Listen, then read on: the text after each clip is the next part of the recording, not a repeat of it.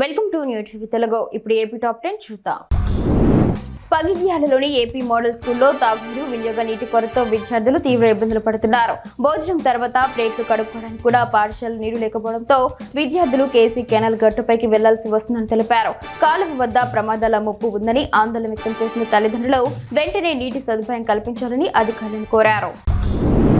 ముఖ్యమంత్రి నారా చంద్రబాబు నాయుడు పోలవరం పర్యటన నేపథ్యంలో జిల్లా ఇన్ఛార్జి మంత్రి నాదెండ్ల మనోహర్ పోలవరం నియోజకవర్గానికి విచ్చేశారు. గూటాల్లో ఎమ్మెల్యే చిర్రి బాలరాజు ఆయనకు ఘన స్వాగతం పలికారు. అనంతరం మంత్రి శ్రీ భక్తాంజనేయ స్వామివారిని దర్శించుకుని ప్రత్యేక పూజలు చేసి పోలవరం ప్రాజెక్టును సందర్శించారు.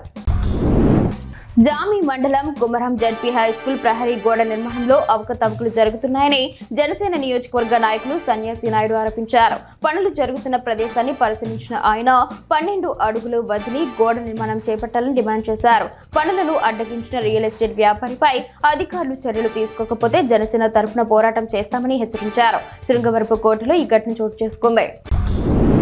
నరసన్నపేట మండలం బాడం తోటాడ రెవెన్యూ గ్రామాల్లో 400 రాజముద్రతో కూడిన పాస్ పుస్తకాలను రైతులకు అందజేస్తున్నట్లు తహసీల్దార్ టి సత్యనారాయణ తెలిపారు. ప్రభుత్వం అందిస్తున్న పట్టాదారు పాస్ పుస్తకాలకు సంబంధించిన రైతులు తప్పనిసరిగా ఈ కేవైసీ చేయించుకోవాలని ఆయన సూచించారు.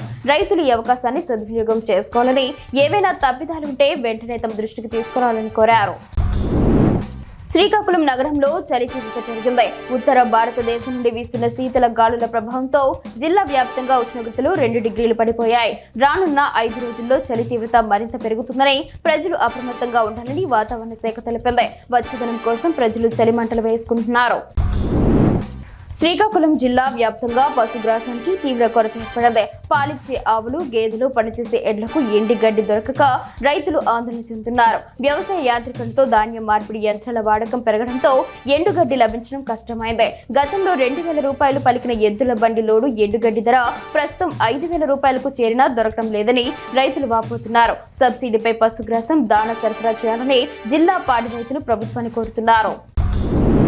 సంక్రాంతి సంబరాల్లో భాగంగా పులివెందుల పట్టణంలోని ఇందిరమ్మ రాణి తోపు పార్క్ లో ఫారెస్ట్ బీట్ ఆఫీసర్ గోపాలకృష్ణ ఆధ్వర్యంలో సుమారు 30 మొక్కలు నాటారు. ఈ సందర్భంగా గోపాలకృష్ణ మాట్లాడుతూ పర్యావరణ పరిరక్షణలో భాగంగా మొక్కలు నాటడం జరిగిందని, పర్యావరణ పరిరక్షణకు ప్రతి ఒక్కరూ కృషి చేయాలని పిలుపునిచ్చారు.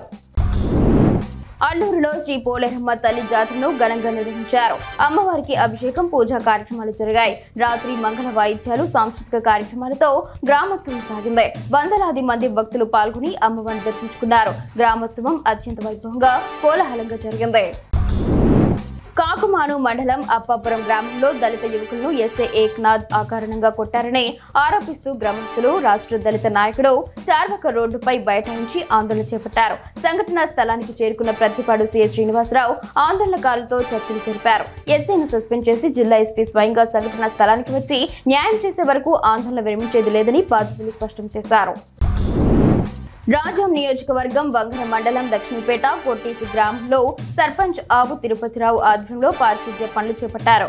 గ్రామంలోని అన్ని వీధుల్లోని కాలువలను పూడిక తీయడంతో పాటు దోమల వ్యాప్తిని అరికట్టడానికి బ్లీచింగ్ పౌడర్ చల్లుతామని అధికారులు తెలిపారు. ఈ పనులు గ్రామంలో పరిశుభ్రతను మెరుగుపరచడానికి ఉద్దేశించబడ్డాయి.